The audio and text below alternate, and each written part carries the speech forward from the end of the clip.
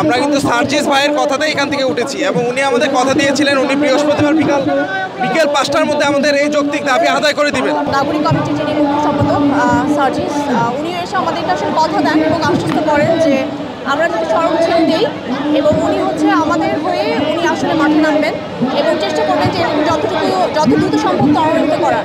আচ্ছা, সার্জিস ভাই আজকে আমাদের যেটা বলেছেন সেটা হচ্ছে বর্তমানে সরকারের পক্ষে ভাতা বাড়ানোর মতো সরকারের বাজেট নাই এবং এই ভাতা বর্তমানে 30,000 টাকা থেকে বাড়ানোর জন্য উনি সর্বাত্মক চেষ্টা করছেন এবং করেছেন, কিন্তু বর্তমানে এটা বাড়ানো সম্ভব না। এটা পরবর্তীতে এটা বাড়ানোর বিষয়ে চিন্তা করা হবে, যে উনি আমাকে ঠিক এটাই জানিয়েছেন।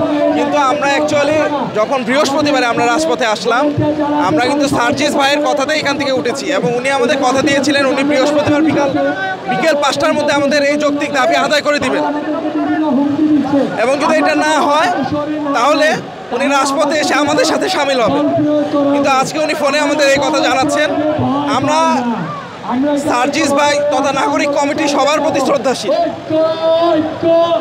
এবং আমাদের এই দাবিটা পূরণ হওয়ার জন্য যে অল্প পরিমাণ টাকা দরকার হয়, এইটার অ্যামাউন্টটা হাইয়েস্ট 100 কোটি টাকা।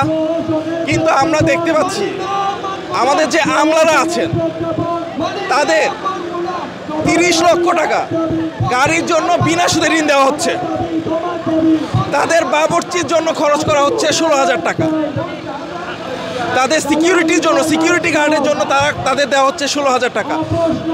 এইটা আমরা বাজেটে ইনক্লুড করতে পারি। বাংলাদেশ ব্যাংকের যারা অফিসার্স আছেন এদের খাবার খরচ 200 থেকে 400 আমরা অনুমোদন দিতে পারি, কিন্তু আমার দেশের বিশেষজ্ঞ ডাক্তার যারা আছেন যারা না, আমরা আসলে ওনার এই কথার সাথে একমত পোষণ করি না। আমি আশা করি ইনশাআল্লাহ আমরা নিজেরা রক্ত দিয়ে এই সরকার এনেছি। এই কমিটিরও 2 জন আমি নিজে বুলেট খাওয়া, তো ইনশাআল্লাহ আমাদের রক্তের বিনিময়ে যে সরকার দাঁড়িয়ে আসছে সেই সরকার এবং সেই সরকারের ভিত যারা ধরে আছেন তারা সবাই আমাদের প্রতি সম্মানশীল হবেন। তারা যে কথা দিয়েছেন সেই কথা তারা রাখার জন্য সর্বাত্মক চেষ্টা করবেন, আমরা তাদের কাছে এই আশাই করি। আমাদের পুলিশ ভাইদের সাথে আমরা কথা বলেছি, আমাদের পুলিশ ভাইরা তাদের জায়গা থেকে ধৈর্যের পরিচয় দিচ্ছে এবং আমরাও বাধ্য হয়ে আজকে আমাদের এই পজিশনে আসতে বাধ্য হয়েছি। তো আমাদের তরফ থেকে এই রাস্তা ছেড়ে আজকে উঠিয়ে যাওয়ার কোনো সম্ভাবনা নাই।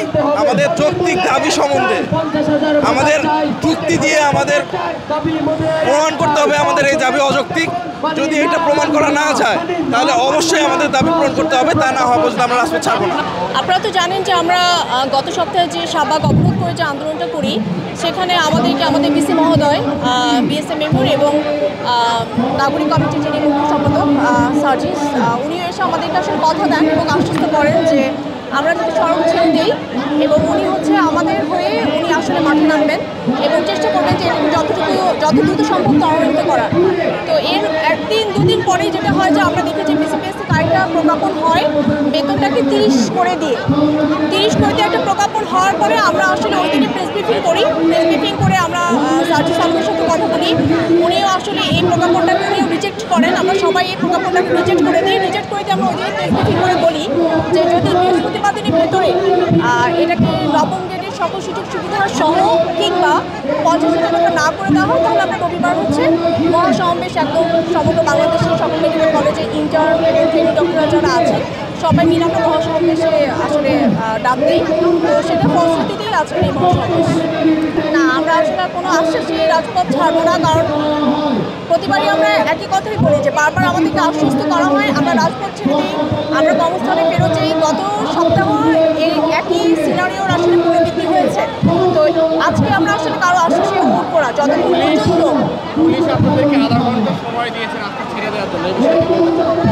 আমরা রাস্তা ছাড়বো না। আসলে আমাদেরকে গতকাল যেটা বলা হয়েছিল যে পুলিশও আমাদেরকে সহযোগিতা করবে, মানে আমরা কোনো আসলে সহিংসতার মধ্যে যেতে চাচ্ছি না। সহিংসতার মধ্যে আমরা আশা করি না যে কেউ আমাদের সাথে সহিংসতার কোনো কার্যক্রমে আসবে, কারণ আমাদের দাবিটা আসলে খুবই যৌক্তিক দাবি না। সরকারকে বিব্রত করা আসলে আমাদের উদ্দেশ্য না, বা জনজীবনকে বিপর্যস্ত করাও আমাদের উদ্দেশ্য ছিল না।